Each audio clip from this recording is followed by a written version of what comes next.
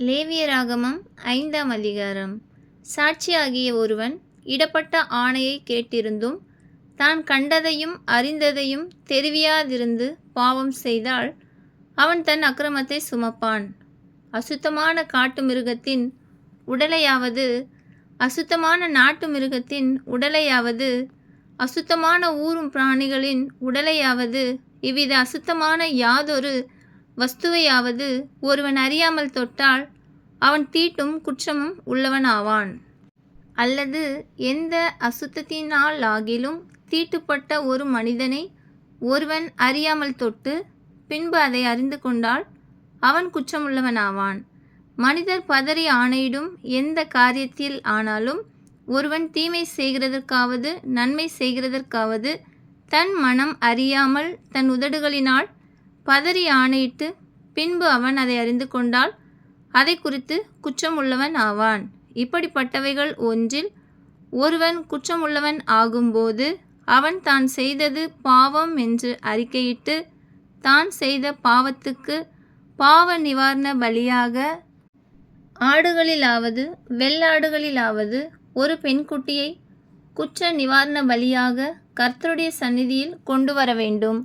அதனாலே ஆசாரியன் அவன் செய்த பாவத்தை குறித்து அவனுக்காக பாவ நிவர்த்தி செய்ய கடவன்.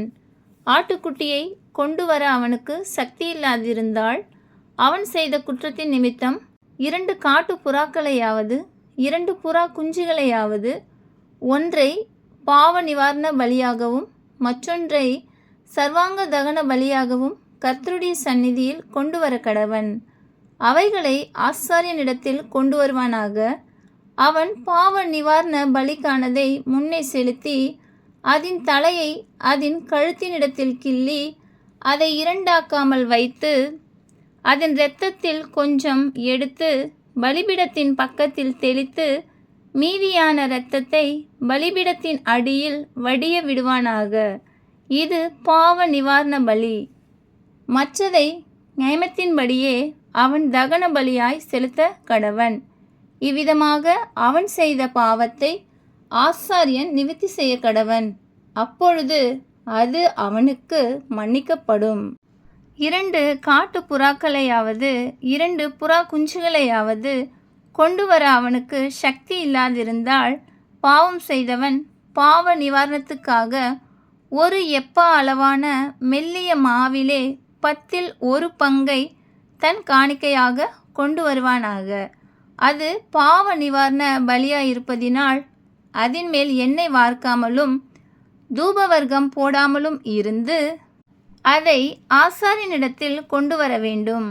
அதிலே ஆசாரியன் ஞாபகக்குறியான பங்காக தன் கைப்படி நிறைய எடுத்து கர்த்தருக்கு இடும் தகன பலிகளைப் போல பலிபீடத்தின் மேல் தகனிக்க கடவன். இது பாவ நிவாரண பலி. இவ்விதமாக மேற்சொல்லிய காரியங்களில் ஒன்றில் அவன் செய்த பாவத்துக்காக ஆசாரியன் பாவ நிவர்த்தி செய்ய கடவன். அப்பொழுது அது அவனுக்கு மன்னிக்கப்படும். மீதியானது போஜன பலியைப் போல ஆசாரியனை சேரும் என்றார். பின்னும் கர்த்தர் மோசேயை நோக்கி, ஒருவன் கர்த்தருக்குரிய பரிசுத்தமானவைகளில் குற்றம் செய்து அறியாமையினால் பாவத்துக்கு உட்பட்டால் அவன் தன் குற்றத்தின் நிமித்தம் பரிசுத்த ஸ்தலத்தில் சேக்கல் கணக்கின்படியே நீ அவன் மேல் சுமத்தும் அபராதம் எவ்வளவோ அவ்வளவு வெள்ளி சேக்கல் பெறும் பழுதற்ற ஒரு ஆட்டுக்கடாவை குற்ற நிவாரண பலியாக கர்த்தருடைய சந்நிதியில் கொண்டு வந்து பரிசுத்தமானதை குறித்து தான் செய்த தப்பிதத்தினால் உண்டான நஷ்டத்தை செலுத்தி அதனோடு 5ல் 1 பங்கை அதிகமாக கூட்டி ஆசாரியனுக்கு கொடுப்பானாக. குற்ற நிவாரண பலியாகிய ஆட்டுக்கடாவினாலே அவனுக்காக ஆசாரியன் பாவ நிவர்த்தி செய்ய கடவன். அப்பொழுது அது அவனுக்கு மன்னிக்கப்படும். ஒருவன் செய்ய தகாததென்று கர்த்தருடைய கட்டளைகளினால் விலக்கப்பட்ட யாதொன்றை செய்து பாவத்துக்கு உட்பட்டால் அதை அவன் அறியாமையினால் செய்தாலும் அவன் குற்றமுள்ளவனாய் இருந்து தன் அக்கிரமத்தை சுமப்பான். அதிநிமித்தம் அவன் குற்ற நிவாரண பலியாக உன் மதிப்புக்கு சரியான பழுதற்ற ஒரு ஆட்டுக்கடாவை ஆசாரியனிடத்தில் கொண்டு வருவானாக. அவன் அறியாமல் செய்த தப்பிதத்தை ஆசாரியன் அவனுக்காக நிவர்த்தி செய்ய கடவன்.